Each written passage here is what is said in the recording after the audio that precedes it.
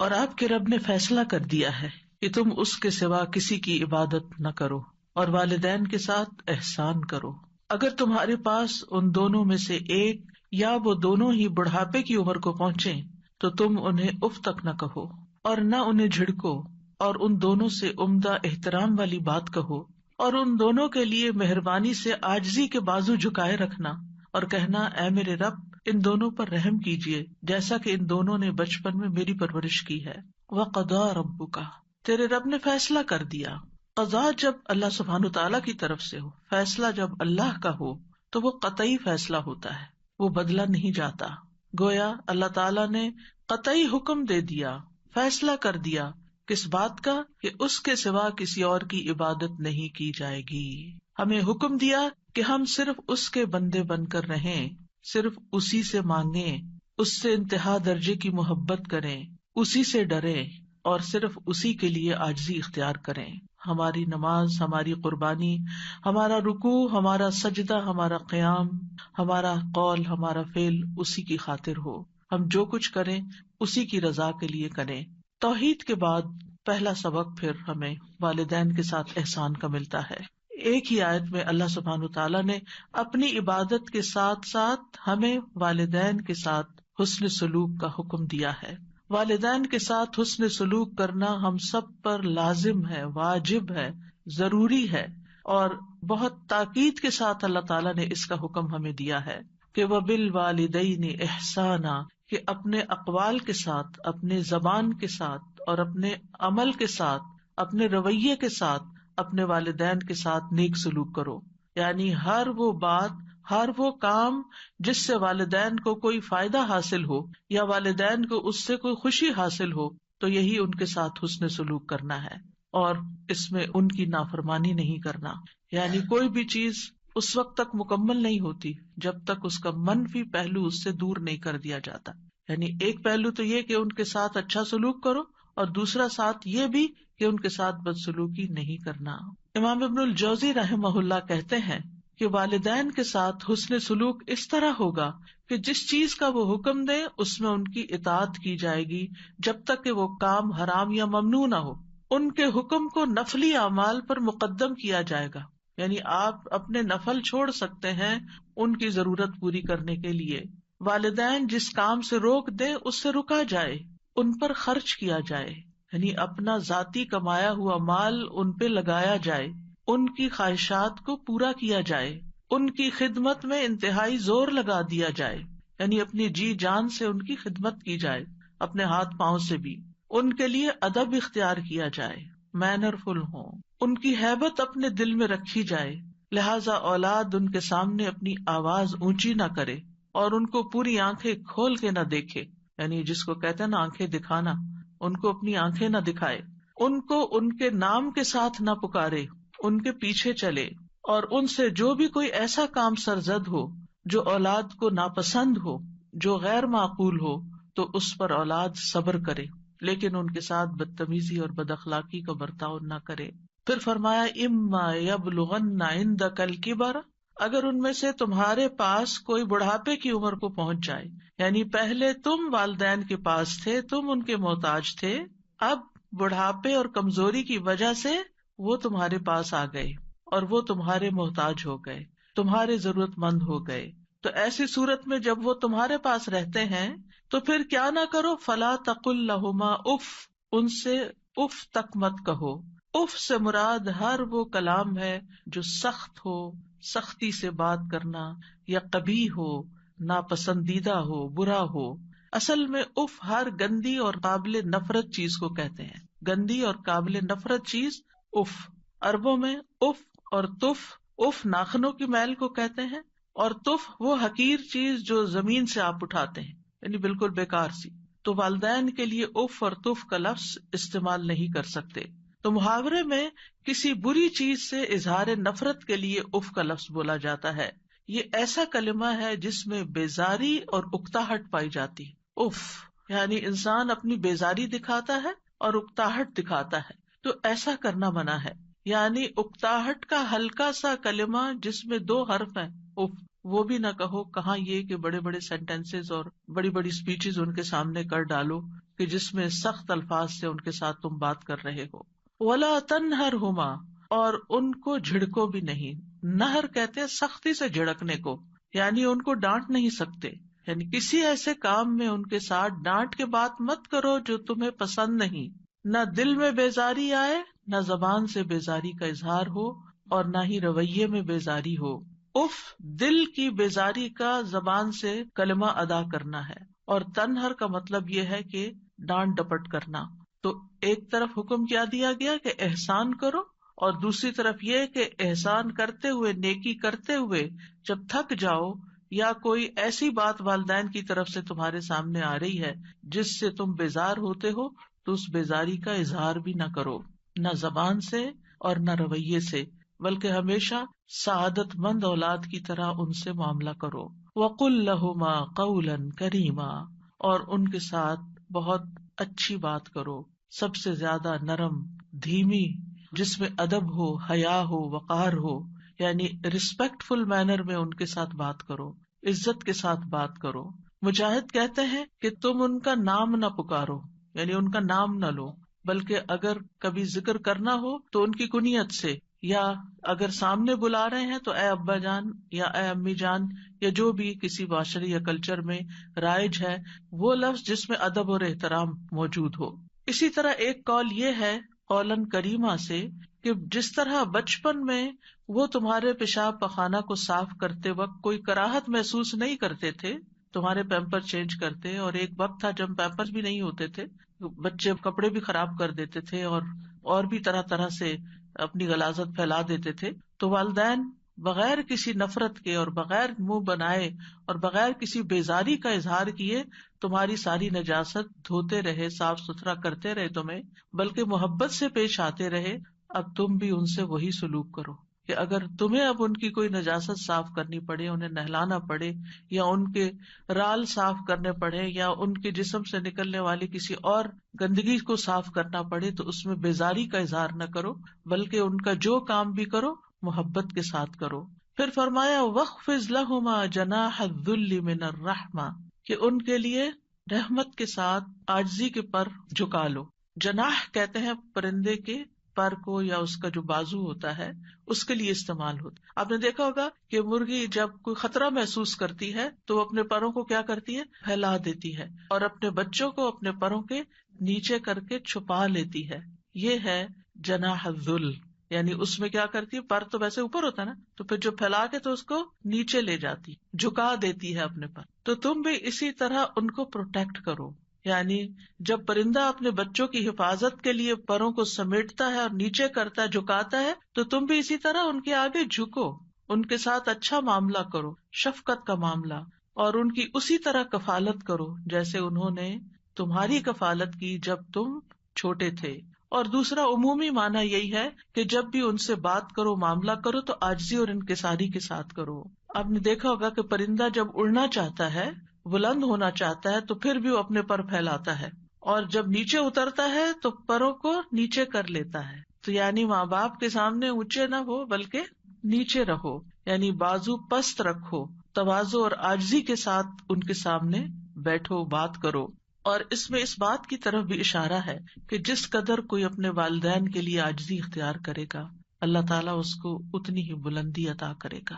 وَقُلْ رَبِّ ارْحَمْهُمَا، اور آپ کہیے کہ اے میرے رب ان دونوں پہ رحم فرما. رحمت کے لفظ میں دین اور دنیا کی تمام برکات شامل ہیں، دین اور دنیا کی ساری برکتیں شامل ہیں. رب ارحمہما کما ربیانی صغیرا، جیسے انہوں نے مجھے بچپن میں پالا تھا، یعنی اے اللہ ان پر ایسی رحمت کر جیسے انہوں نے مجھ پر رحمت کی تھی.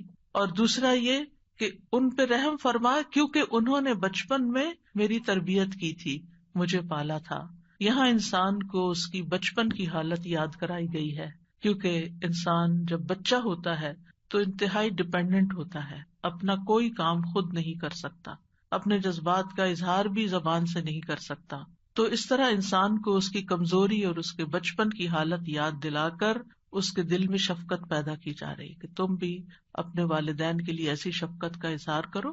اور آپ دیکھیے جب اللہ سبحانہ تعالیٰ نے حکم دے دیا اور انسان پھر بھی وہ حق ادا نہ کر سکا تو اس کو دعا سکھا دی کہ یا رب میں تو اس قابل نہیں اور میں تو ان کا حق ادا ہی نہیں کر سکتا، لہٰذا میں تجھ سے دعا کرتا ہوں کہ تو ان پہ رحم فرما، تو ان کی ساری ضروریات پوری فرما۔ اور یہ حقیقت ہے کہ ہم خود کچھ بھی کر لیں، جو ماں نے تکلیفیں اٹھائی ہماری پیدائش کے وقت ہماری دنیا میں لانے کے لیے، ہم تو ایک حصہ بھی اس کا حق ادا نہیں کر سکتے۔ پھر جب ولادت کے دوران ایک ایک کانٹریکشن ماں نے لی، ایک ایک پین جو برداشت کی، وہ ہم ساری زندگی بھی خدمت کریں تو اس درد کو ہم محسوس نہیں کر سکتے اور اس کا بدلہ نہیں چکا سکتے۔ پھر اس کے بعد جو دودھ پلایا اور جو ہماری نجاست صاف کی اور راتوں کو ہمارے لیے جاگ جاگ کر ہماری خدمت کی اور ہمارے لیے دعائیں کی، خود بھوکے رہ کے ہمیں کھلایا، ساری ضروریات ہماری پوری کی، تو یہ سب کچھ کس بات کا تقاضا کرتا ہے کہ ہم خود یا رب حق ادا نہیں کر سکتے، تو ہی ان پر رحم فرما اور تو ہی ان کی تمام ضروریات پوری فرما۔ صحابہ کی زندگی میں ہم دیکھتے ہیں کہ وہ اپنے والدین کے لیے دعائیں کرتے ہیں۔ ہانی بنت ابی طالب کے ایک آزاد کردہ غلام ہے ابو مرہ، وہ کہتے ہیں ایک بار وہ ابو ہریرہ کے ساتھ ان کے وطن عقیق گئے جہاں سے وہ تھے۔ جب ابو ہریرہ اپنے وطن پہنچے تو بڑی اونچی آواز میں کہا، اماں جان السلام علیک ورحمۃ اللہ وبرکاتہ۔ انہوں نے جواب دیا، وعلیک السلام ورحمۃ اللہ وبرکاتہ۔ پھر ابو ہریرہ کہنے لگے، رحمک اللہ کما ربیتنی صغیرا، اللہ تعالیٰ آپ پر رحم فرمائے جیسے آپ نے میری بچپن میں پرورش فرمائی۔ تو والدہ نے جواب دیا، فجزاک اللہ خیرا ورضی عنک کما بررتنی کبیرا، اے میرے بیٹے تمہیں بھی اللہ بہترین جزا دے اور تم سے راضی ہو جائے جیسا تم نے میرے ساتھ بڑھاپے میں نیک سلوک کیا۔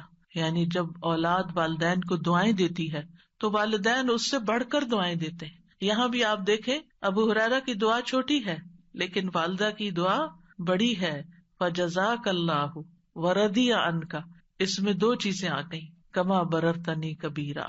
سلف صالحین اپنے والدین کے لیے خوب خوب دعائیں کرتے تھے۔ عامر بن عبداللہ بن زبیر کہتے ہیں، میرے والد فوت ہو گئے تو میں نے پورا سال اللہ سے ایک ہی دعا مانگی کہ اے اللہ میرے والد کو معاف فرما دے، یعنی مسلسل یہی دعا کرتے رہے۔ سفیان ابن عیینہ کہتے ہیں، جو شخص 5 نمازیں ادا کرتا ہے گویا اس نے اللہ کا شکر ادا کیا، یعنی وہ شاکرین میں سے ہے، اور جو ہر نماز کے بعد والدین کے حق میں دعا کرتا ہے تو اس نے ان دونوں کا بھی شکر ادا کیا۔ یعنی جو شخص نماز پڑھتا ہے اور پھر نماز میں دعا کر لیتا ہے گویا وہ شکر گزاروں میں سے ہے۔ اور اس میں آپ دیکھیے کہ علماء یہ کہتے ہیں کہ جیسے اللہ سبحانہ تعالیٰ کے حق کے بعد سب سے بڑا حق پھر نبی صلی اللہ علیہ وسلم کا ہے، تو نماز میں جب تشہد پڑھتے ہیں تو تشہد میں پہلے درود شریف پڑھتے ہیں اور پھر اس کے بعد والدین کے لیے دعا کرتے ہیں، ربنا اغفر لی ولوالدی وللمؤمنین یوم یقوم الحساب۔ یہ حکمت ہے اس دعا کے یہاں رکھے جانے کی۔ ہر بچے کو جسے نماز سکھائی جاتی ہے اس کو یہ دعا بھی سکھائی جاتی ہے کہ ویسے تو ہم عام طور پر دعا کرنا بھول جاتے ہیں، لیکن جو بچہ نماز پڑھتا ہوگا وہ ہر صورت یہ دعا کرے گا ہی کرے گا۔ اور اس طرح اولاد کی دعاؤں میں ماں باپ ہمیشہ جب تک وہ زندہ ہیں شامل رہیں گے، چاہے والدین زندہ ہیں یا والدین فوت ہو چکے ہیں، ہر 2 صورت میں والدین کے لیے دعا کرنی چاہیے۔ ان کی اگر کوئی سختی یا ان سے کسی قسم کی کوئی ناگوار صورتحال زندگی میں پیش بھی آئی تو بھی والدین اس بات کے حقدار ہیں کہ ان کے لیے دعائیں کی جاتی رہیں، اور جو شکر گزار ہوتا ہے وہی اللہ تعالیٰ کا محبوب ہوتا ہے۔ اور شیطان کا کام کیا ہے؟ اس کا کیا کہنا تھا، وَلَا تَجِدُ أَكْثَرَهُمْ شَاكِرِينَ، کہ تو انسانوں کی اکثریت کو شکر گزار نہیں پائے گا۔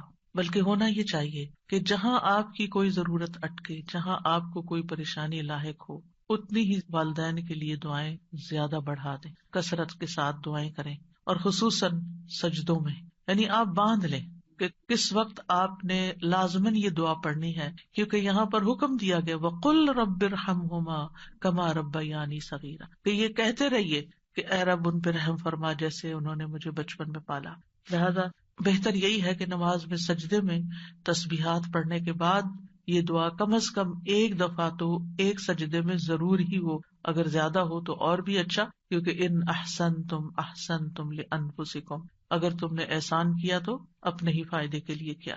اور پھر آپ دیکھیے کہ جو شخص والدین کے لیے دعا نہ کرے وہ محروم ہے، بعض صحابہ کہتے ہیں والدین کے لیے دعا نہ مانگنا اولاد کی زندگی کو تنگ کر دیتا ہے. بعض اوقات بچوں کی جاب نہیں لگتی، بعض اوقات ان کی شادی نہیں ہوتی، بعض اوقات ان کو اور طرح طرح کی مشکلات پیش آتی ہیں. ان کو یہی نصیحت کرنی چاہیے، ان کو یہی سبق سکھانا چاہیے کہ وہ اپنے والدین کے ساتھ حسن سلوک کریں. وہ ان کے ساتھ اچھے ہوں گے تو اللہ سبحانہ وتعالیٰ ان پر مہربانی کرے گا. یہ مشکلات کے حل کے لیے، پرابلمس کو دور کرنے کے لیے، غم اور دکھ اور ڈپریشن کا علاج ہے کہ انسان زیادہ سے زیادہ والدین کے ساتھ احسان کا سلوک کرے. بلکہ جب کسی بھی انسان کے ساتھ احسان کرے تو سوچے کیا میں نے اپنے والدین کے لیے بھی کچھ کیا. اب دیکھیے کہ بعض اوقات ہم اپنے دوستوں کو، رشتے داروں کو، اوروں کو کتنے بڑے بڑے گفٹ دے دیتے ہیں، لیکن ہم اپنے ماں باپ کی طرف سے صدقہ کرنا بھول جاتے ہیں. خاص طور پر رمضان میں آپ دیکھیے کہ ہم جہاں اپنی طرف سے، اپنے بال بچوں کی طرف سے، کسی کی طرف سے بھی کچھ کریں تو ماں باپ کو نہ بھولیں، ان کی طرف سے سب سے پہلے کریں. کیونکہ اللہ سبحانہ وتعالیٰ نے اپنے حق کے بعد والدین کا ذکر کیا ہے. سورۃ النساء میں آتا ہے وَاعْبُدُوا اللَّهَ وَلَا تُشْرِكُوا بِهِ شَيْئًا وَبِالْوَالِدَيْنِ إِحْسَانًا، اور اللہ کی عبادت کرو اور اس کے ساتھ کسی چیز کو شریک نہ بناؤ، اور اپنے ماں باپ کے ساتھ حسن سلوک کرو.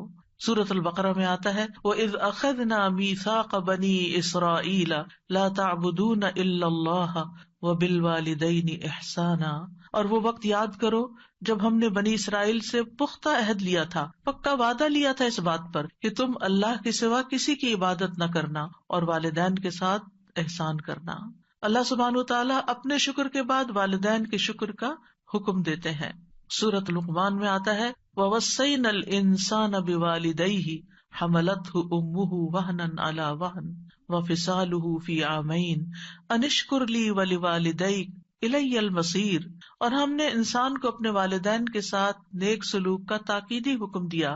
اس کی ماں نے اسے کمزوری پر کمزوری سہتے ہوئے اپنے پیٹ میں اسے اٹھائے رکھا. یعنی پریگنینسی کے دوران صحت مند سے صحت مند ماں کسی نہ کسی طرح ضرور متاثر ہوتی ہے اور اس کے اوپر کمزوری کے پیچز آتے ہیں، اور 2 سال اس کے دودھ چھڑانے میں لگے، یعنی اپنی ہڈیوں کی کیلشیم تمہارے اندر ٹرانسفر کر دی.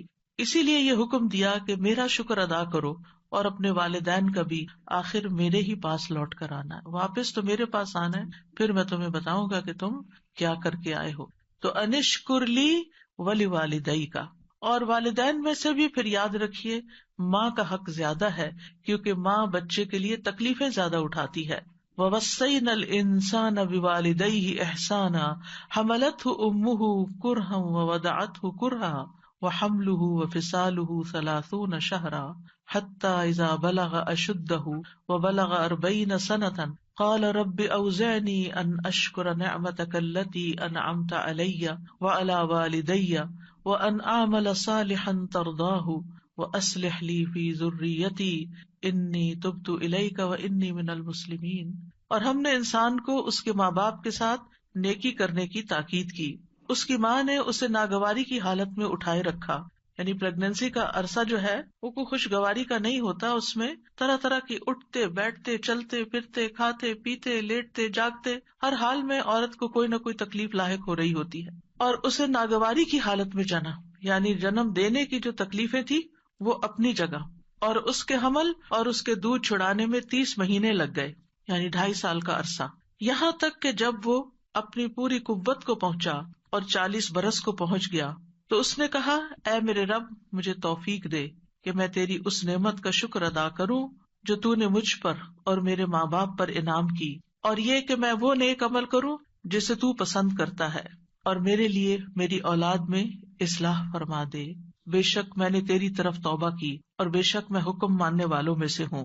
اور اس میں آپ دیکھیے کہ جب ایک بچہ اس طریقے سے اپنے والدین کا شکر ادا کرتا ہے اور اس کے لیے دعا کرتا ہے کہ اللہ مجھے توفیق دے کہ میں یہ کر سکوں، کیونکہ اللہ کی توفیق کے بغیر کوئی کام نہیں ہو سکتا، اور پھر نیک عمل کی دعا کرتا ہے اور اپنی اولاد کی اصلاح کی دعا بھی کرتا ہے اور توبہ کرتا ہے اور اللہ کا حکم ماننے کا عہد کرتا ہے، تو پھر اللہ تعالیٰ کیا فرماتے ہیں؟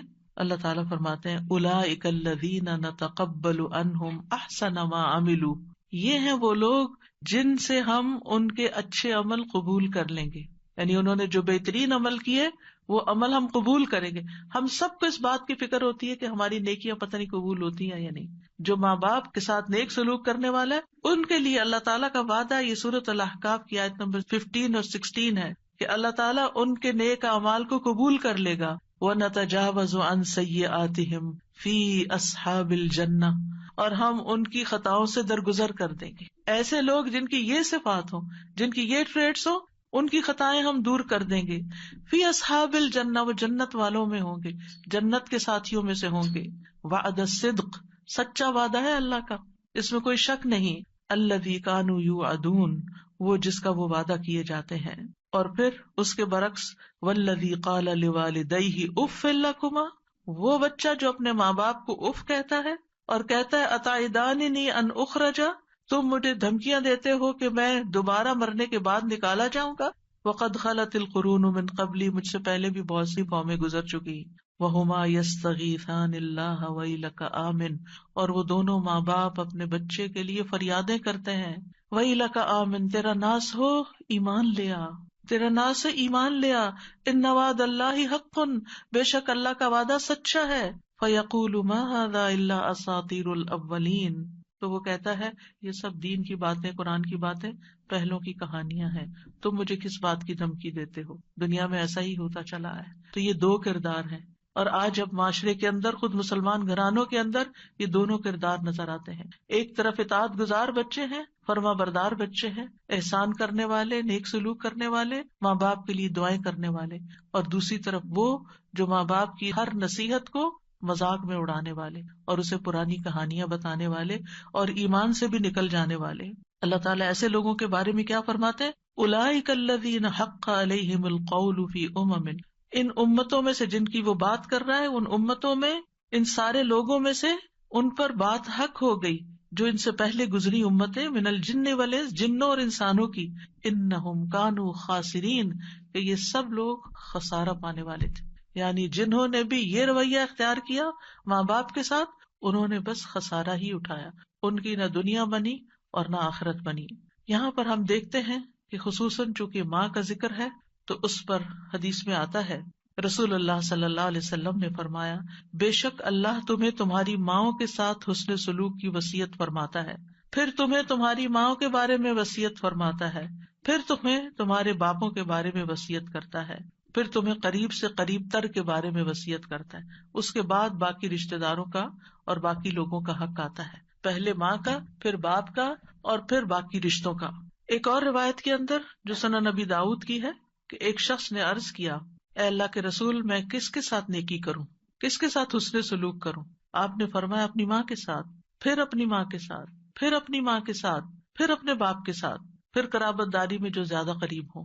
تو واضح طور پر بتا دیا گیا کہ انسان کے حسن سلوک کا سب سے زیادہ مستحق کون ہے. جب انسانوں کے ساتھ نیکی کرنے کا خیال آئے تو سب سے پہلے والدین کو یاد کریں، ان کے ساتھ احسان کریں. انبیاء علیہم السلام اپنے والدین کے ساتھ کیا سلوک کرتے تھے؟ حضرت یحییٰ کے بارے میں آتا ہے، یا یحییٰ خذ الکتاب بقوہ وآتیناہ الحکم صبیا وحنانا من لدنا وزکاۃ وکان تقیا وبرا بوالدیہ ولم یکن جبارا عصیا. یہ اللہ سبحانہ تعالیٰ کی تعریف ہے یحییٰ علیہ السلام کے بارے میں. اللہ تعالیٰ نے ان کو حکم دیا، اے یحییٰ کتاب پر مضبوطی سے عمل پیرا ہو جاؤ، اور ہم نے اسے بچپن میں ہی قوت فیصلہ عطا کر دی تھی، ہم نے اسے اپنی مہربانی سے نرم دل اور پاک سیرت بنایا، اور وہ پرہیزگار تھا، وہ اپنے والدین سے ہمیشہ اچھا سلوک کرتا. ان کے والدین کتنی عمر کے تھے؟ بہت بزرگ. حضرت زکریا علیہ السلام انتہائی بوڑھے ہو گئے تھے اور والدہ بھی بہت بوڑھی تھی جب وہ پیدا ہوئے. تو آپ سوچئے کہ ایک بچہ جس نے پیدا ہوتا ہی بوڑھے والدین دیکھے، اس کے لیے تو زندگی کی وہ بہاریں گزر گئی نا جو والدین کی جوانی کی ہوتی. تو پھر بھی وہ اپنے والدین کے اس بڑھاپے پر پریشان نہیں ہے، وہ ہمیشہ اپنے والدین سے اچھا سلوک کرتے اور کسی وقت بھی جابر اور نافرمان نہ ہوئے. وَلَمْ يَكُنْ جَبَّارًا عَصِيًّا، کبھی نافرمانی نہیں کی. ہم میں سے کون کہہ سکتا ہے کہ ہم نے اپنے ماں باپ کی کوئی بات نہیں ٹالی؟ مانی کون سی اور کتنی ٹالی، کتنی کا انکار کر دیا. عیسیٰ علیہ السلام کی صفت میں آتا ہے وَبَرًّا بِوَالِدَتِي وَلَمْ يَجْعَلْنِي جَبَّارًا شَقِيًّا، اور میں اپنی والدہ سے بہتر سلوک کرتا رہوں اور اس نے مجھے جابر اور بدبخت نہیں بنایا. یاد رکھیے ماں کے ساتھ نیکی جہاد سے زیادہ اہم ہے۔ معاویہ بن جاہمہ کہتے ہیں میں نے رسول اللہ صلی اللہ علیہ وسلم کی خدمت میں حاضر ہو کر عرض کیا، اے اللہ کے رسول، میں آپ کے ساتھ مل کر جہاد کرنا چاہتا ہوں۔ ابتغی بذلک وجہ اللہ والدار الآخرہ، اس سے میرا مقصد اللہ کا چہرہ ہے اور آخرت کا گھر ہے۔ رسول اللہ صلی اللہ علیہ وسلم نے فرمایا، تیرا بھلا ہو، کیا تیری ماں زندہ ہے؟ میں نے کہا جی ہاں۔ آپ نے فرمایا واپس جا کر اس کی خدمت کر۔ پھر میں نے دوسری طرف سے آ کر عرض کیا، اے اللہ کے رسول، میں آپ کے ساتھ مل کر جہاد کرنا چاہتا ہوں۔ ابتغی بذلک وجہ اللہ والدار الآخرہ۔ آپ نے فرمایا تیرا بھلا ہو، کیا تیری ماں زندہ ہے؟ میں نے کہا جی ہاں۔ اے اللہ کے رسول، آپ نے فرمایا واپس جا کے ان کی خدمت کرو۔ تیسری دفعہ پھر ایسا ہی ہوا تو آپ نے تیسری دفعہ بھی ان کو یہی حکم دیا اور اس کے ساتھ مزید یہ کہا، ویحک الزم رجلہا فثم الجنہ، تیرا بھلا ہو، اس کے قدموں میں پڑے رہو، جنت وہی ہے۔ جنت چاہیے نا، نیکی چاہیے تو جاؤ ان کی خدمت کرو۔ والدین سے حسن سلوک سب سے افضل عمل ہے۔ رسول اللہ صلی اللہ علیہ وسلم سے پوچھا گیا سب سے افضل عمل کیا ہے؟ آپ نے فرمایا وقت پہ نماز پڑھنا اور والدین کے ساتھ نیک سلوک کرنا، پھر اللہ کے راستے میں جہاد کرنا۔ یہ ہے ترتیب نیک اعمال کی۔ بعض لوگ اپنے رشتوں کو بھول جاتے ہیں، والدین کی کیئر ہی نہیں کرتے اور نیکی کے کام کرنے میں دوڑتے پھرتے ہیں، تو سب سے بڑی نیکی چھوڑ کر اس سے اگلے درجے پہ جانا، یہ تو پھر اپنی خواہش کی بات ہے۔ ایک شخص نے جہاد میں جانے کی نبی صلی اللہ علیہ وسلم سے اجازت مانگی۔ آپ نے پوچھا کیا تمہارے والدین زندہ ہیں؟ اس نے جواب دیا ہاں۔ آپ نے فرمایا ففیہما فجاہد، جاؤ ان دونوں میں جہاد کرو، یعنی جاؤ ان کی خدمت کرو، وہاں تمہارا جہاد ہے۔ کیونکہ بعض سچویشنز ایسی ہوتی ہیں کہ والدین ایسی ضرورت میں ہوتے ہیں کہ ان کی وہ ضرورت کوئی اور پوری ہی نہیں کر سکتا سوائے آپ کے، اور وہ خاص بیسک ضروریات ہوتی، مثلا ان کا کھانا پینا ہے، ان کا علاج معالجہ ہے، ان کی ایسی ضرورت ہے کہ جو آپ ہی نے کرنی ہے، لہٰذا اس خدمت کو کبھی بھی بھلانا نہیں چاہیے۔ پھر اسی طرح نفل عبادت سے زیادہ والدین کا حق ہے۔ مثلا اگر والد یا والدہ کرا رہے ہیں اور ان کو کسی دوا کی ضرورت ہے، یہ جسم دبانے کی ضرورت ہے، یہ واش روم لے جانے کی ضرورت ہے بیماری کی حالت میں، اور آپ کے میں نفل پڑھ کے آؤں گی، تو یہ نفل کسی کام کے نہیں پھر آپ کے لیے۔ اس سے بہتر ہے کہ آپ نفل مؤخر کریں، اور اگر وقت نہیں تو اس وقت کو پہلے اپنے والدہ یا والد کی خدمت میں یا ان کی ضرورت پوری کرنے میں لگائیں۔ اگر والدین مشرک ہوں، اگر والدین کفر کریں، وہ بدعت کریں، وہ شرک کریں، والدین اللہ کے نافرمان ہوں، غلط کام کرتے ہوں، تو کیا پھر بھی صلہ رحمی کرنی ہوگی؟ جی ہاں، پھر بھی صلہ رحمی کرنی ہوگی۔ ابو ہریرہ کہتے ہیں کہ رسول اللہ صلی اللہ علیہ وسلم کا گزر عبداللہ بن ابی بن سلول کے پاس سے ہوا۔ وہ ایک جھاڑی کے سائے میں تھا۔ اس نے کہا ابن ابی کبشہ نے ہم پر غبار اڑا دیا ہے۔ نعوذ باللہ، نبی صلی اللہ علیہ وسلم کو اپنے رضائی والد کے نام سے پکار رہا ہے، یعنی کہ بے ادبی کے ساتھ۔ اس کے بیٹے عبداللہ بن عبداللہ نے کہا قسم اس ذات کی جس نے آپ صلی اللہ علیہ وسلم کو عزت دی اور آپ پر کتاب نازل کی، اگر آپ چاہیں تو میں اس کا سر قلم کر کے آپ کے پاس لے آتا ہوں۔ یعنی اس نے آپ کو اس انداز میں مخاطب کیا ہے، میں اپنے باپ کا گلا اڑا سکتا ہوں آپ کی خاطر۔ آپ نے فرمایا نہیں، بلکہ تو اپنے باپ سے نیکی کر اور حسن صحبت سے پیش آ۔ کون تھا عبداللہ بن ابی؟ جو منافقوں کا سردار تھا، ہر موقع پر نبی صلی اللہ علیہ وسلم کو تکلیف دیتا تھا۔ تو کیا آپ اس بات کا فائدہ نہیں اٹھا سکتے کہ اولاد ہی کہہ رہی ہے اس دشمن سے جان چھڑاؤ اور ٹھکانے لگواؤ اس کو؟ لیکن نہیں، اس والد کے ساتھ بھی آپ نے حسن سلوک کا حکم دیا، کیونکہ بہت سے بچے جو دین پڑھ جاتے ہیں ماں باپ سے ملنا جلنا چھوڑ دیتے ہیں، یہ کہہ کر کہ نہیں ان کے طور طریقے جو ہیں وہ اسلامی نہیں ہے، وہ بچوں پہ غلط انفلوئنس کرتے ہیں۔ ٹھیک ہے، آپ احتیاط ضرور کریں، لیکن ان کی ضروریات بھی پوری کریں، اور ان کو اگر کسی بھی خدمت کی ضرورت ہے تو وہ خدمت بھی کریں۔ مشرک والدین کے ساتھ بھی صلہ رحمی کا حکم ہے۔ ہاں، اگر وہ یہ زور دیں کہ تم شرک کرو تو شرک نہیں کرنا، یہ بات ان کی نہیں ماننی، ورنہ دنیا میں ان سے اچھے طریقے سے رہنا ہے۔ وَإِن جَاهَدَاكَ عَلَىٰ أَن تُشْرِكَ بِي مَا لَيْسَ لَكَ بِهِ عِلْمٌ فَلَا تُطِعْهُمَا وَصَاحِبْهُمَا فِي الدُّنْيَا مَعْرُوفًا۔ حضرت اسماء کہتی ہیں میری والدہ جو مشرکہ تھیں میرے پاس آئیں، میں نے رسول اللہ صلی اللہ علیہ وسلم سے پوچھا کہ وہ میرے پاس کچھ مالی تعاون کی امید سے آئی ہیں، ان کو کچھ ضرورت ہے، کیا میں اپنی والدہ کے ساتھ صلہ رحمی کر سکتی ہوں؟ یعنی وہ شرک پر ہے لیکن مجھ سے کچھ پیسے چاہتی ہیں۔ آپ نے فرمایا ہاں، اپنی والدہ کے ساتھ صلہ رحمی کرو۔ یہاں سے ایک اور نقطہ بھی نکلتا ہے کہ بعض اوقات عورت اپنے ذاتی مال میں سے اگر ماں باپ کو کچھ دینا چاہتی ہے تو شوہر صاحب اعتراض کر دیتے ہیں کہ تم ان کو کچھ نہیں دے سکتی، تم ان کو کال نہیں کر سکتی، تم ان کو سلام دعا نہیں کر سکتی. یہ قطع رحمی کی انتہائی بدترین صورت ہے کہ بیوی کو روک دیا جائے کہ ماں باپ کو سلام بھی نہ کرے، بیوی کو روک دیا جائے کہ وہ ان پہ خرچ بھی نہ کرے. اگر اس کا اپنا ذاتی مال ہے ٹھیک ہے، اگر شوہر کا مال ہے تو شوہر سے پوچھنا ہوگا، لیکن اگر اس کا اپنا ذاتی مال ہے، کوئی ذاتی چیز ہے، کوئی اس کے کپڑے ہے، جیولری ہے، کوئی کیش ہے، وہ اپنی والدہ کو دینا چاہتی ہے تو اس کو اسلام نے کھلی اجازت دی ہے کہ وہ ان کو دے سکتی. یہاں آپ دیکھیں نبی صلی اللہ علیہ وسلم حضرت اسما کو اجازت دے رہے ہیں کہ وہ اپنی مشرک والدہ کے ساتھ حسن سلوک کریں، ان کو مال دیں. تو پھر مسلم والدین کا کتنا حق ہوگا. اور پھر اگر کسی بھی وجہ سے عورت ہو یا مرد، یہاں حضرت اسما ایک عورت ہے اور وہ اپنی والدہ کو دینا چاہتی ہیں تو ان کو اجازت دی گئی. اس لیے مرد حضرات کو ایسی پابندیاں نہیں لگانی چاہیے کہ جس میں وہ قطع رحمی کروائیں اور خود بھی گناہ گار ہوں اور بیوی کو بھی گناہ گار کریں، کیونکہ والدین کے حقوق کا بدلہ کبھی بھی چکایا نہیں جا سکتا، چند سکوں کے ساتھ نہیں چکایا جا سکتا، تھوڑا سا مال دے کے نہیں چکایا جا سکتا. ابو ہریرہ کہتے ہیں رسول اللہ صلی اللہ علیہ وسلم نے فرمایا، بیٹا اپنے والد کے احسانات کا بدلہ نہیں چکا سکتا سوائے اس کے کہ وہ اسے غلام پائے، پھر اسے خرید کر آزاد کر دے. یعنی پھر والد کا بدلہ ہو سکتا ہے.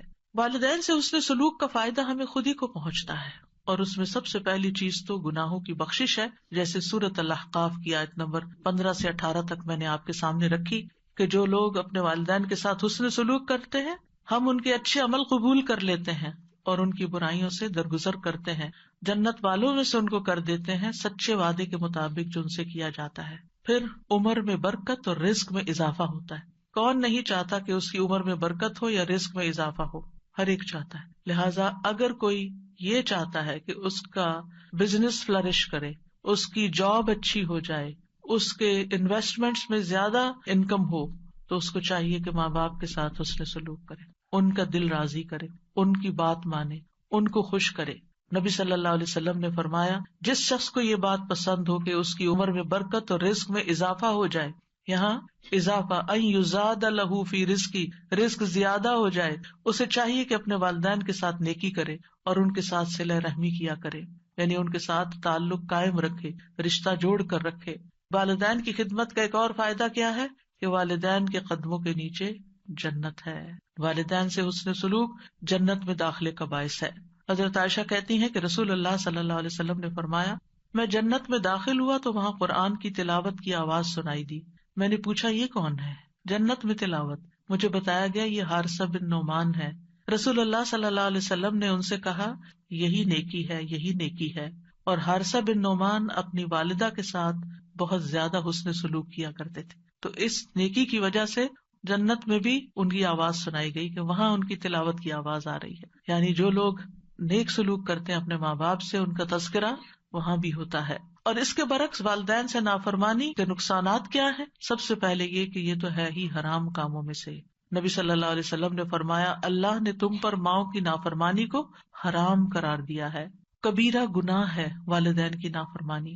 نبی صلی اللہ علیہ وسلم سے کبیرہ گناہوں کے بارے میں پوچھا گیا تو آپ نے فرمایا اللہ کے ساتھ کسی کو شریک ٹھہرانا اور ماں باپ کی نافرمانی کرنا. والدین کی نافرمانی کرنے والا ملعون ہے.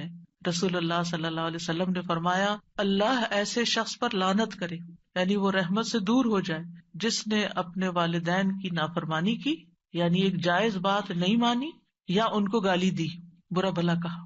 والدین کے نافرمان کی کوئی عبادت قبول نہیں ہوتی.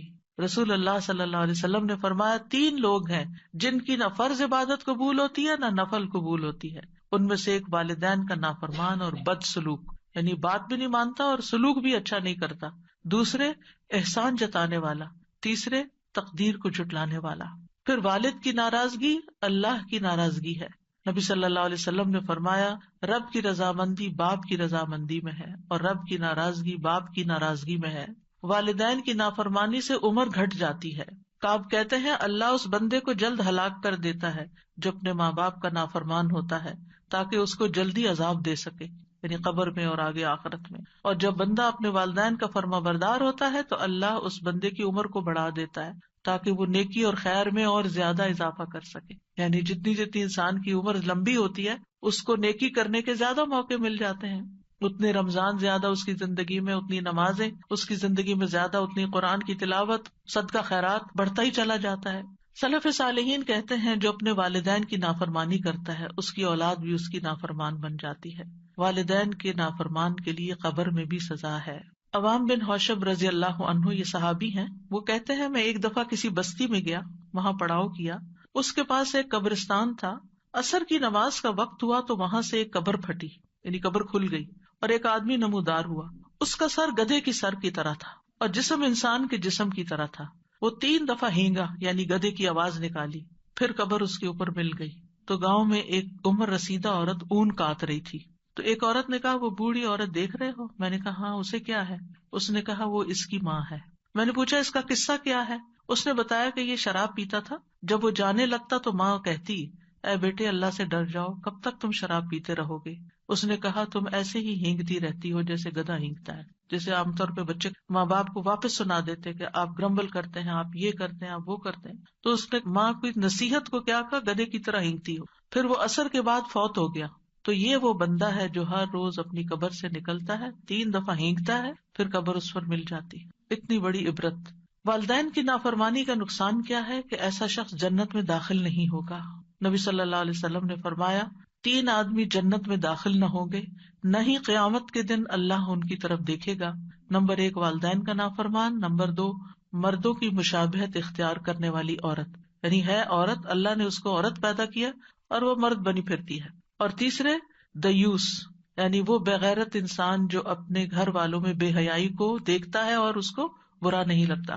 اور قیامت کے دن ان 3 آدمیوں کی طرف اللہ تعالیٰ دیکھے گا بھی نہیں. ایک والدین کا نافرمان، دوسرے عادی شرابی، اور تیسرے دے کر احسان جتانے والا.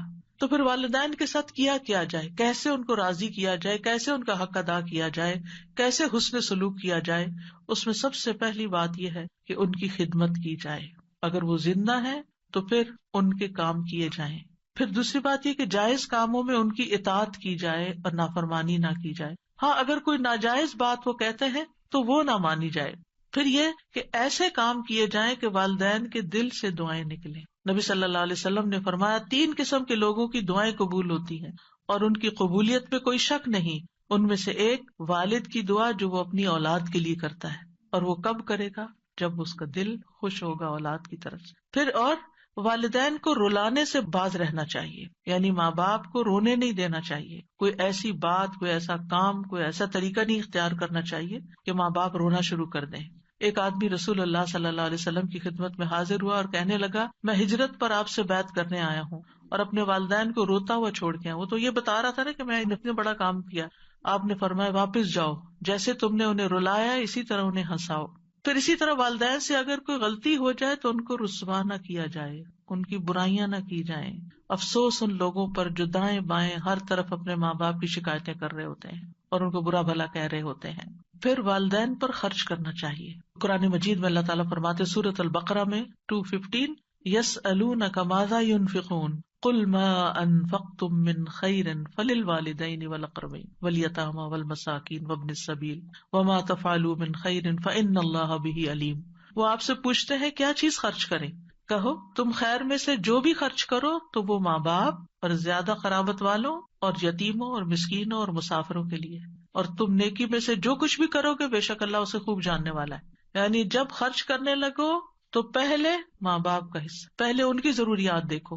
اگر وہ ضرورت مند ہے تو پہلے انہیں دو اور پھر کسی اور کو دو. بعض اوقات ہم چیریٹی کے کاموں میں خوب دیتے رہتے ہیں، اس مسکین کو دے رہے ہیں، اس غریب کو دے رہے ہیں، اس فقیر کو دے رہے ہیں، اس کام میں لگا رہے ہیں، اس کام میں لگا رہے ہیں، اور ماں باپ منہ دیکھ رہے ہیں، وہ اپنی ضروریات کے لیے ترس رہے ہیں. اور پھر بعض بچے تو ضد لگا دیتے ہیں وہ فلاں بھائی دینا، میں ہی کیوں دوں. نہیں، جتنا ان کو دو گے اس سے زیادہ واپس آئے گا تمہارے پاس. پھر بعض یہ کہتے ہیں ان کے پاس تو آلریڈی بہت کچھ ہے، بھلے ہو پھر بھی ہمارا کام ہے دینا. بعض کہتے ہیں ہم ان کو دیتے ہیں پھر وہ آگے صدقہ کر دیتی ہیں، بھلے صدقہ کرتی رہیں. بعض کہتے ہیں ہم ان کو دیتے ہیں اور وہ فلاں خالہ کو یا فلاں پھپھی کو دے دیتی ہیں جن سے ہماری نہیں بنتی. نہ بنے آپ کی، وہ جس کو چاہے دیں. اس میں ہمیں یہ نہیں دیکھنا چاہیے کہ ہماری پسند یا ہماری چوائس کیا ہے یا ہمیں کیا فائدہ ہو رہا ہے اس سے. ہمیں بس سب سے بڑا فائدہ یہ کہ ہمارے رب کا حکم پورا ہو رہا ہے اور وہ راضی ہو رہا ہے. وہ اس پیسے سے آگے جو بھی کرے، الا یہ کہ اگر آپ سمجھے کہ کسی حرام کام میں لگا رہے ہیں تو وہ اور بات ہے، ورنہ ادروائز اگر آپ صدقہ بھی کرنا چاہتے ہیں تو آپ ان کے ہاتھ میں دیں، آپ صدقہ کیجیے. اور اگر وہ دنیا سے گزر چکے ہیں تو ان کی طرف سے پھر وہ جو زندگی میں آپ ان کو دیتے تھے نا، تو مرنے کے بعد بھی آپ ان کی طرف سے صدقہ کرتے رہیں، کیونکہ زندگی میں تو والدین کے ساتھ بعض اوقات بچے کہتے ہیں کہ چلو ماں باپ ہم سے خوش ہوں گے تو ہمیں بھی کچھ ملے گا، یا اچھا فیل کرتے ہیں، لیکن جب وہ فوت ہو جاتے ہیں اور آنکھوں سے اوجھل ہو جاتے ہیں اور اپنے ہاتھوں سے ان کو دفنا کے آ جاتے ہیں، تو پھر اس وقت ہم آہستہ آہستہ بھولنے لگتے ہیں. نہیں، ان کو تب بھی نہیں بھولنا اور ان کی طرف سے صدقہ خیرات کرتے رہنا ہے. پھر یہ کہ اگر اپنے پاس نہیں تو ایسی صورت میں کمائی کر کے، محنت کر کے ان پہ خرچ کیا جائے. طارق مہر بھی کہتے ہیں ہم مدینہ آئے تو رسول اللہ صلی اللہ علیہ وسلم ممبر پر کھڑے لوگوں سے خطاب فرما رہے تھے. آپ فرما رہے تھے دینے والے کا ہاتھ اونچا ہوتا ہے اور سب سے پہلے تم اسے دو جس کی کفالت کے تم ذمہ دار ہو، یعنی اپنے بچوں پر، اولاد پہ خرچ کرو جو ان کی بیسک نیڈز ہیں. اپنی ماں کو دو، اپنے باپ کو دو، اپنی بہن کو دو، اپنے بھائی کو دو، پھر اپنے قریبی رشتے دار کو دو جو تمہارے قریبی. یہ ترتیب بتا دی گئی، یعنی بیسک نیسیسٹیز گھر کی پوری کر کے، پھر ماں سے شروع کر کے، پھر باپ، پھر بہن، پھر بھائی، پھر قریبی رشتے دار، اور پھر جو تمہارے آس پاس قریب کے لوگ ہوں. اور اگر نہیں تو محنت کر کے دو. کہمس ایک بزرگ تھے، وہ پینٹ کے مسالے بنانے والے کارخانے میں کام کرتے تھے اور اس کے بدلے ان کو 1/3 درہم ملتا تھا. جب شام ہوتی تو وہ پھل خریدتے، پھر اس کو لے کر اپنی والدہ کی طرف آتے اور انہیں پیش کرتے. یعنی تھوڑا سا ہی ہوتا تھا لیکن اس تھوڑے میں سے بھی ماں کے لیے حصہ نکالتے. پھر یہ کہ والدین کی بات کان لگا کے سننی چاہیے، توجہ سے سننی چاہیے. محمد بن سیرین اپنی والدہ کے لیے جب لباس خریدتے تو سب سے زیادہ نرم لباس خریدتے تھے. جب عید آتی تو اپنی والدہ کا لباس خود رنگتے بھی تھے اور اپنی آواز کو کبھی اپنی والدہ پر بلند نہ کرتے تھے. اور وہ اپنی والدہ سے جب بھی بات کرتے ایسا لگتا تھا وہ کان لگا کر ان سے بات کر رہے ہیں. اور جو آدمی آپ کو نہیں جانتا ہوتا، جب وہ آپ کو آپ کی والدہ کے پاس دیکھتا تو وہ والدہ کے پاس دھیمے انداز سے بولنے کی وجہ سے ان کو بیمار سمجھتا تھا. یعنی اتنے آرام سے باتیں کرتے تھے، پیار سے بات کرتے تھے. پھر نیکی کرنے کے بعد ماں باپ کو ثواب پہنچانا. ربیع بن خثیم راستے سے تکلیف دہ چیز کو ہٹاتے اور کہتے یا اللہ اس کا اجر میری والدہ اور میرے والد کو ملے. ان کو تو مل ہی گیا جس نے نیکی کی، لیکن چھوٹے چھوٹے کاموں کا ثواب بھی اپنے ماں باپ کو بھیجتے، کیونکہ وہ عقل مند لوگ تھے. ان کو پتا تھا کہ ان کے لیے جو کریں گے اس کا تو کئی گنا زیادہ لوٹ کر واپس آئے گا ہماری ہی طرف. تو وہ اس کو اپنی سعادت سمجھتے تھے. والدین دنیا سے چلے جائیں تو پھر بھی ان کے حقوق ادا کرنے چاہیے. سب سے پہلے تو ان کے لیے دعائیں. رسول اللہ صلی اللہ علیہ وسلم نے فرمایا مرنے کے بعد انسان کے اعمال کا سلسلہ منقطع ہو جاتا ہے سوائے 3 چیزوں کے جن کا ثواب میت کو پہنچتا رہتا ہے. صدقہ جاریہ کہ جو انسان اپنی زندگی میں خود اپنے ہاتھ سے اپنا مال کسی صدقہ جاریہ کے پروجیکٹ میں لگا جائے، جب تک وہ پروجیکٹ چلتا رہتا ہے آپ کو ثواب پہنچتا رہے گا. دوسرا، لوگوں کو فائدہ دینے والا علم جس سے لوگوں کی زندگی میں کوئی تبدیلی آئے، ان کی زندگی آسان ہو. تیسرے، نیک اولاد جو اس کے لیے دعا کرتی ہے. یعنی سب سے بڑا حق مرنے کے بعد کیا ہے کہ ماں باپ کے لیے دعائیں کرتے رہیں، خصوصاً ان کے گناہوں کی بخشش، استغفار. رسول اللہ صلی اللہ علیہ وسلم نے فرمایا بے شک اللہ عز و جل جنت میں ایک نیک آدمی کے درجے کو بلند کرتا ہے تو پوچھتا ہے اے میرے رب میرے درجات کہاں سے آئے؟ اللہ تعالیٰ فرماتا ہے تیرے حق میں تیری اولاد کے استغفار کی برکت سے. یعنی آگے ان کے درجے بڑھتے رہتے ہیں. ان کی طرف سے صدقہ کیا جائے. ایک آدمی نے عرض کیا میرے والد فوت ہو گئے اور انہوں نے مال چھوڑا لیکن وصیت نہیں کی، اگر میں ان کی طرف سے صدقہ کروں تو ان کے گناہ معاف ہو جائیں گے؟ آپ نے فرمایا ہاں. ایک اور آدمی نبی صلی اللہ علیہ وسلم کے پاس آیا، عرض کیا یا رسول اللہ صلی اللہ علیہ وسلم میری والدہ بغیر وصیت کیے اچانک فوت ہو گئی ہیں اور میرا گمان ہے کہ اگر وہ بات کرتی تو صدقہ کرتی، تو اگر میں ان کی طرف سے صدقہ کروں تو کیا ان کو اجر ملے گا؟ آپ نے فرمایا ہاں. اور والدین کی طرف سے پانی پلانے کا صدقہ خاص طور پر، اور خصوصاً اگر کسی ویسینٹی میں اس کی بہت ضرورت ہو، لیکن اگر کہیں پانی ہے تو پھر کسی اور اچھے پروجیکٹ میں ان کی طرف سے لگانا چاہیے. ایک شخص نے عرض کیا اللہ کے رسول میری والدہ فوت ہو گئی ہیں، کیا میں ان کی طرف سے صدقہ کر سکتا ہوں؟ آپ صلی اللہ علیہ وسلم نے فرمایا ہاں. میں نے عرض کیا زیادہ افضل کیا بات ہے؟ آپ نے فرمایا پانی پلانا. ان کی طرف سے روزوں کی قضا ادا کرنا، یعنی اگر وہ ایسی بیماری میں فوت ہوئے ہیں کہ روزے نہیں رکھ سکے تو پھر ان کی وفات کے بعد ان کے روزے پورے کیے جائیں، روزے رکھ کے. ان کی طرف سے حج کرنا. ایک خاتون نے حج کی نظر مانی لیکن کر نہ سکی، انتقال ہو گیا تو بیٹی نے نبی صلی اللہ علیہ وسلم کی خدمت میں آ کر پوچھا کیا میں ان کی طرف سے حج کر دوں؟ آپ نے فرمایا ہاں تم ان کی طرف سے حج کر سکتی. تو اس کو حج بدل کہتے ہیں. فرمایا کیا تمہاری ماں پہ قرض ہوتا تو تم ادا نہ کرتی؟ تو اللہ کا حق بھی ادا کرو، کیونکہ اللہ زیادہ حقدار ہے کہ اس کا قرض ادا کیا جائے. تو اس سے بھی آپ دیکھ سکتے ہیں کہ قرضہ بھی ادا کرنا چاہیے اگر ماں باپ چھوڑ کر فوت ہوئے ہیں. ان کی نظر پوری کرنا. سعد بن عبادہ نبی صلی اللہ علیہ وسلم کے پاس حاضر ہوئے اور عرض کیا میری والدہ فوت ہو گئی ہیں, ان کے ذمے ایک نظر تھی, انہوں نے نظر مانی ہوئی تھی جسے وہ پورا نہیں کر سکی. آپ نے فرمایا تم ان کی طرف سے پورا کر دو. یعنی اولاد کو ماں باپ کے وعدے, نظر اور ان تمام چیزوں کو بھی پورا کرنا چاہیے. والدین کے دوستوں کے ساتھ نیکی کرنی چاہیے. یعنی اگر اپنے والدین حیات نہیں تو سوچئے کہ کون کون ایسے لوگ ہیں جو آپ کے ماں باپ کے بہت قریبی دوست ہیں. اگر وہ زندہ ہیں تو رمضان ہے ان کا حال چال پوچھیے, پھر عید آئے گی تو عید کی مبارک بھیجیے, ضرورت مند ہے تو کچھ پیسے بھجوا دیجیے گفٹ کے طور پر. یعنی کسی بھی طرح سے آپ ان کی خبر لے سکتے ہیں. نبی صلی اللہ علیہ وسلم نے فرمایا نیکیوں میں سب سے بڑی نیکی آدمی کا اپنے باپ کی وفات کے بعد اس کے دوستوں سے اچھا سلوک کرنا ہے. تو والدین کے لیے دعاؤں میں سب سے پہلے وہی دعا رب ارحمہما کما ربیانی صغیرا, رب ارحمہما کما ربیانی صغیرا, رب ارحمہما کما ربیانی صغیرا, رب ارحمہما کما ربیانی صغیرا. پھر ربنا اغفر لی ولوالدی وللمؤمنین یوم یقوم الحساب, ربنا اغفر لي ولوالدي وللمؤمنين يوم يقوم الحساب. اے ہمارے رب مجھے اور میرے والدین اور تمام مومنوں کو اس دن معاف فرما دینا جب حساب لیا جائے گا. اس دعا سے ہمیں دعا کی ترتیب بھی پتہ چلتی ہے کہ دعا مانگنے والا سب سے پہلے اپنے لیے دعا کرے, پھر اپنے والدین کے لیے کرے, پھر اپنی اولاد کے لیے کرے. کیونکہ عام طور پر ہم جب اولاد والے ہو جاتے ہیں تو ماں باپ کو عموماً اگنور کر دیتے ہیں, ان کو بھول جاتے ہیں یا ان کی خیر خبر نہیں لیتے, اور پھر دعاؤں میں بھی یاد نہیں رکھتے. بچہ بیمار ہے اس کے لیے دعا کر رہے ہیں, کوئی پاس نہیں ہو رہا, امتحان کے لیے اسٹرگل کر رہا ہے اس کے لیے دعا کریں, جاب نہیں ہے بچے کے لیے دعا کریں, شادی نہیں, بچے بچے بچے ہر وقت بچے, اور ماں باپ اس میں اگنور ہو جاتے ہیں. اگر وہ زندہ ہو اور گھر میں ہو تو بھی وہ منہ دیکھتے رہتے ہیں, کب یہ بچوں سے فارغ ہوگی تو مجھے بھی کوئی کھانا پانی پوچھے گی. یعنی عموماً ترتیب یہی ہے. اور اگر ماں باپ بوڑھے ہو جائیں تو پھر اس بات میں بھی لوگوں کو پریشانی لگ جاتی ہے کہ اب ہمارے اوپر ذمہ داری آ رہی ہے, اب ہمیں یہ دیکھنے پڑیں گے. تو ان چیزوں کو اپنی سعادت سمجھنا چاہیے کہ شاید ہماری بخشش کا سبب بن گیا ہے, اور کرنا تو ہوتا ہی ہے, خوش دلی سے کریں, محبت سے کریں تو اجر و ثواب بھی کتنے گنا زیادہ ہو جائے گا. اور پھر آپ دیکھیے کہ دعاؤں میں ایک رحم کی دعا ہے اور دوسرے بخشش کی.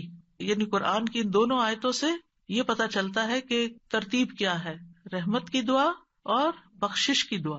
یہ خاص طور پر یاد رکھنا ہے کیونکہ بخشش پر ہی دنیا اور آخرت کی کامیابی کا انحصار ہے. استغفار سے ان کے دنیا کے مسائل بھی حل ہوتے ہیں. یعنی جب والدین زندہ ہیں اور ہم ان کے لیے بخشش مانگتے ہیں تو کیا ہوگا, ان کی دنیاوی مشکلات بھی آسان ہوں گی. اور اگر فوت ہو گئے ہیں پھر تو بہت ہی زیادہ ضرورت ہے. اور اگر ان کے گناہ معاف ہو چکے آپ کی دعاؤں سے اور ابھی بھی آپ بخشش مانگے جا رہے ہیں تو اب کیا ہوگا, درجات بلند ہونا شروع ہو جائیں گے. اور آپ دیکھیے کہ یہ دعا جو ہے ربنا اغفر لی ولوالدی وللمؤمنین یوم یقوم الحساب, یہ کس کی دعا ہے؟ ابراہیم علیہ السلام کی. اللہ تعالیٰ نے اپنے خلیل کے لیے اسی دعا کو خاص کیا. انہوں نے اور دعائیں بھی کی ہوں گی لیکن اس کا ذکر قرآن میں کیا. اور والدین کے لیے اس لیے بھی دعا کی جائے کہ ہم والدین کی کمائی ہے اور والدین نے اپنی کمائی ہم پر خرچ کی ہے. اور پھر غائبانہ دعا, ایک ہوتا ہے کہ آپ کے والدین زندہ ہیں اور آپ ان کے سامنے یا آپ ان کو فون پہ یا آپ ان کو میسج پر دعائیں دیں, اور ایک یہ ہے کہ وہ جا چکے ہیں, اب وہ تو آپ سے تقاضا بھی نہیں کر سکتے کہ بچوں مجھے یاد رکھنا دعا میں, آپ ان کے لیے غائبانہ دعا کر رہے ہیں. اور غائبانہ دعا جو ہے قبول ہوتی ہے اور اس کا فوری طور پر اثر آپ کو بھی پہنچتا ہے. یعنی نہ صرف والدین کے لیے بلکہ سارے مومنوں کے لیے یہ دعا کرنی چاہیے, وَلِلْمُؤْمِنِينَ يَوْمَ يَقُومُ الْحِسَابُ. تو جب آپ سارے مومنوں کے لیے دعا کر رہے ہیں تو جتنی ان کی بخشش ہوگی اس کا اجر بھی آپ کو ملے گا, اور پلٹ کر واپس آپ کی بھی بخشش ہو جائے گی. اور پھر اگر زندہ ہے تو یاد رکھیے دعا کرنا محبت کو بڑھانے کا ذریعہ ہوتا ہے. آپ کسی کے لیے بھی دعا کرتے اور خلوص دل سے دعا کرتے ہیں تو اس شخص کے دل میں آپ کی قدر پیدا ہو جاتی ہے, چاہے آپ اس کے سامنے کریں چاہے غائبانہ طور پر کریں. تو جن لوگوں نے آپ پر کوئی احسان کیا, یعنی بہتر یہ ہے کہ آپ کوئی اپنی ڈائری بنا لیں اور ان میں نام لکھ لیں اور اگر نام سب کے نہیں لکھے جا سکتے تو آپ مجموعی طور پر کہیں کہ یا رب جس کسی نے مجھ پر جو بھی احسان کیا ہے تو اسے اس کا بہترین بدلہ عطا کر، اس پہ رحمت فرما، ان کی بخشش فرما، ان کی دین دنیا کی ضروریات پوری فرما۔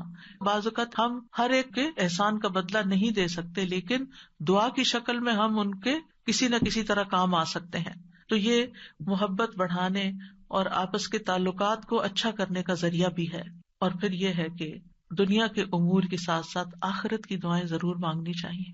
یوم یقوم الحساب کی بات ہوئی ہے یہاں پر، کیونکہ عام طور پر ہم کسی کو دنیا میں بیمار دیکھتے ہیں تو ہم اس کی شفا کی دعا کر لیتے ہیں، اگر اس کی زندگی میں مال کی کمی ہے تو ہم کہتے ہیں اللہ اس کو وسیع رزق عطا کر، اگر کسی اور چیز کی کمی ہے، کوئی پریشانی ہے، کوئی دکھ تکلیف کسی کو لاحق ہو گئی ہے تو ہم اس کے دور کرنے کے لیے دعا کر لیتے ہیں، لیکن ہم بھول جاتے ہیں کہ آخرت کی مشکلات سب سے بڑی ہیں، اس کے لیے دعا کریں۔ اور پھر آپ دیکھیے کہ شرعی دعائیں جو ہیں، جو آپ کو یہاں میں ان پروگرامز میں بتا رہی ہوں، یہ بڑی جامع دعائیں ہیں۔ ہمارے اندر اتنی ہمت ہستی نہیں ہوتی کہ ہم خود اتنے اچھے الفاظ سلیکٹ کر سکیں اور ان الفاظ میں مانگ سکیں۔ جب ہم قرآن کی آیت سے کوئی دعا لے کے مانگتے تو وہ ہر حرف پہ 10 نیکیاں الگ مل رہی ہوتی، اور پھر اللہ سبحانہ تعالیٰ کی سکھائی ہوئی دعا مانگ رہے ہوتے ہیں، اور پھر یہ کہ قبولیت بھی زیادہ ہوتی ہے۔ تو اس میں دنیا اور آخرت کے بڑے بڑے مقاصد چھپے ہوئے ہوتے ہیں، اور مختصر الفاظ بھی ہوتے ہیں۔ حضرت نوح علیہ السلام نے بھی ایک دعا کی تھی، رب اغفر لی ولوالدی ولمن دخل بیتی مؤمنا وللمؤمنین والمؤمنات ولا تزد الظالمین الا تبارا۔ اے رب مجھے بخش دے اور میرے ماں باپ کو اور اس کو جو مومن بن کر میرے گھر میں داخل ہو، اور ایمان والے مردوں اور ایمان والی عورتوں کو، اور ظالموں کو ہلاکت کے سوا کسی چیز میں نہ بڑھا۔ تو انہوں نے جہاں دعائیں کی وہاں ظالموں کے لیے بد دعا بھی کی، کیونکہ ان کی قوم 950 سال کی تبلیغ کے بعد بھی حد سے بڑھ گئی تھی، اب اس کا خاتمہ ضروری ہو گیا تھا، کیونکہ انہوں نے کہا کہ ولا یلد الا فاجرا کفارا، ان کی تو اولادیں بھی بڑی نافرمان اور ناشکری ہیں، کہیں سے کوئی خیر نظر ہی نہیں آ رہی، تو بہتر ہے اس نسل کو، اس قوم کو اب ملیا میٹ کر دیا جائے۔ پھر ہے سورۃ النمل میں حضرت سلیمان علیہ السلام کی دعا، رب اوزعنی ان اشکر نعمتک التی انعمت علی وعلی والدی وان اعمل صالحا ترضاہ وادخلنی برحمتک فی عبادک الصالحین۔ اے میرے رب مجھے توفیق دے کہ میں تیری اس نعمت کا شکر ادا کر سکوں جو تو نے مجھے اور میرے والدین کو عطا کی، اور اس بات کی بھی کہ میں ایسے اچھے عمل کروں جو تجھے پسند ہو، اور اپنی رحمت سے مجھے اپنے صالح بندوں میں داخل فرما۔ رب اوزعنی ان اشکر نعمتک التی انعمت علی وعلی والدی